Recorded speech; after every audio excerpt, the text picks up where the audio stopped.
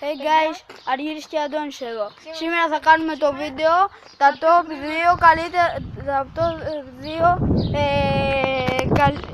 καλύτερα ποδήλατα στον κόσμο. Το δεύτερο είναι αυτό. Η σέλα του προχωράει και μπροστά και πίσω άμα θέλει. Έχει 24 ταχύτητες και αν το ρυθμίσεις με τάπα το βάζεις 2000. Βλέπετε και σε σούζα δεν είναι και τόσο ελαφρύ για να σηκωθεί. Είναι πολύ βαρύ, αλλά μπορείς να αλλάξεις τις αναρτήσεις, να τις αλλάξεις, να τις μειώσεις και να τις αυξήσεις. Και το ένα και καλύτερο, το Bullet. Το Monigus. Το αμερικάνικο. Αλλά τώρα δεν είναι ήδη φτιαγμένο. Δεν είναι ήδη φτιαγμένο. Αλλά θα μπουν καινούριοι σειρολαβές, θα βαφτεί το τιμόνι.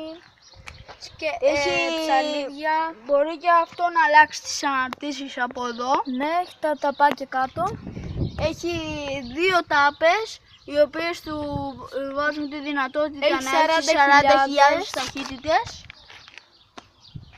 Αυτό ήταν το βίντεο μας. Κάντε ένα like, Like και ένα subscribe και πείτε μας τις γνώμες σας στα comments.